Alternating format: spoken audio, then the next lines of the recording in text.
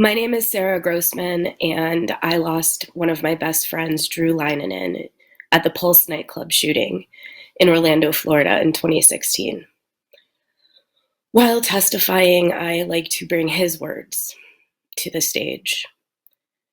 This is an entry from his journal from August 16th, 2007. I'm feeling kind of shaken about the events at Virginia Tech today. I didn't find out until I got home from class and went to the office. At first, I didn't really understand what was going on, and now I feel like I could cry about it. It's hard trying to find a balance between caring and understanding. How could we? And distancing yourself from the situation, passing it off as another 32 bodies, as lifeless, heavy sculptures, as silence. But are we even supposed to try and find a balance? Are our emotions honestly constructed so mechanically? The bodies weren't enough. The implications of this could be so much more. Sociologists will be happy. Not since Hitler has a mass murderer given so much fodder to disassemble and analyze. Maybe we'll get inside the mind of a killer, but at what cost? At what cost is right? What can I say that hasn't already been said over the last several weeks, months, years, and even decades, as we have had to say, never again, over and over, to everyone and seemingly no one at the same time? I'm at a loss for words. We said never again after Columbine, which was not the first, but perhaps the most notorious of the school shootings to launch the trend. We said never again after Sandy Hook, and the survivors of that shooting are still traumatized, just in high school now, where they now have to do active shooter drills. We said never again after Virginia Tech, after Pulse, where I lost my best friend and 48 other people just wanting to go out and have a good time. Drew took 8 bullets that night. I shouldn't have to know that. I shouldn't have to know that his heart weighed 263 grams. I shouldn't have to know that the only reason his boyfriend made it to the hospital before dying was because Drew shielded him on the dance floor. After enough times, the phrase never again begins to lose meaning for me. Never again after so many other times and years of these shootings that at this point, they're an everyday occurrence. I'm especially at a loss after Buffalo and Uvalde, a community grocery store, not like our own King Soopers here in Colorado in Boulder, an elementary school, not unlike the one in Connecticut. Unlike both of those, because these were Black and brown families and Black and brown people, and they were targeted with intent. The disproportionate murders of Black and brown people in America by the hands of guns is sickening. And it just keeps getting worse. After every mass shooting, far too many politicians wring their hands, shake their heads about the loss of life, and send out their thoughts and prayers. Many of them don't do a whole lot beyond that. I should know. I've been on the receiving end of those thoughts and those prayers and even tears while lobbying for almost 6 years now after losing Drew Leinanen at the Pulse nightclub shooting in Orlando, Florida, June 12th, 2016. And I've heard every version of it too. It's too soon. Let the families mourn.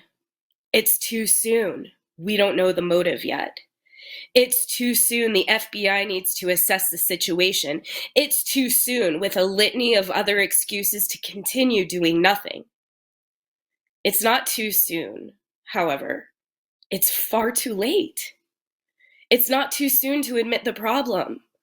It's not too soon to admit the problem is easy access to guns.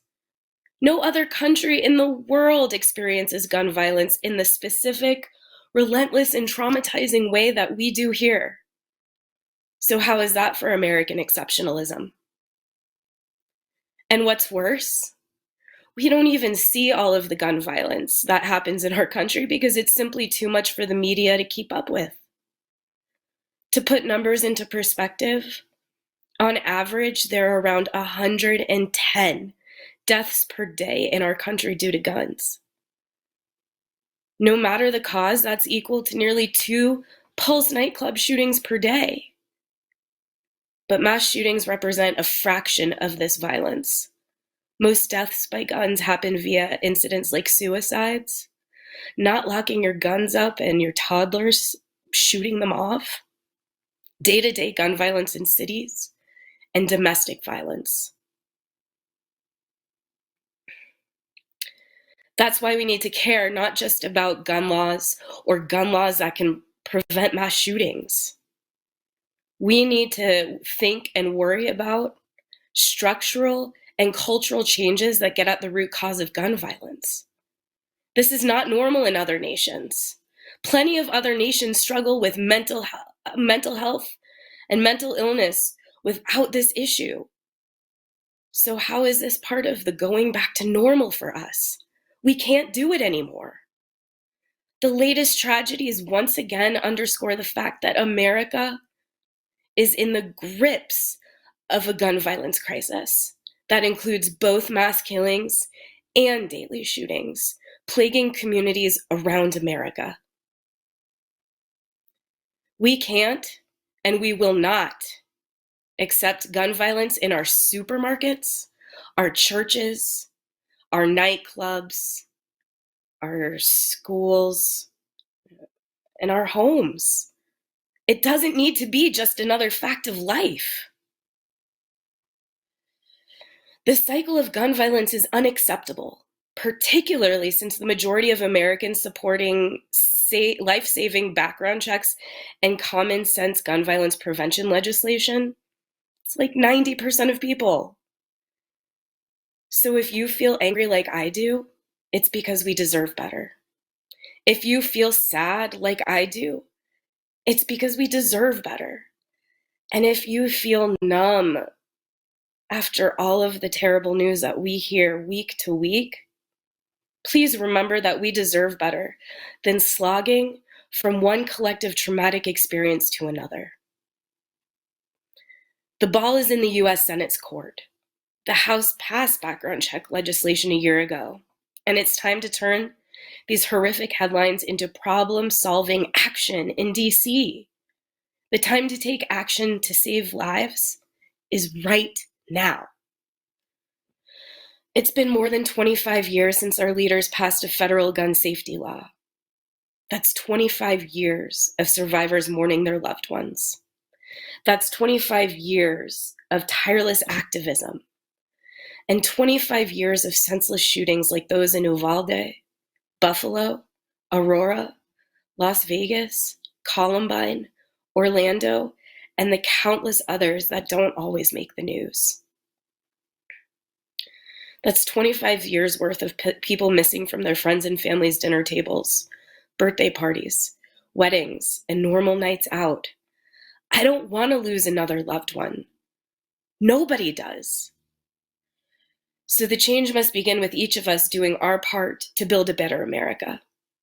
We deserve better. We deserve for this country to be a better and safer place for future generations. It's not too late, but it will be if we continue to say never again without action. Thank you.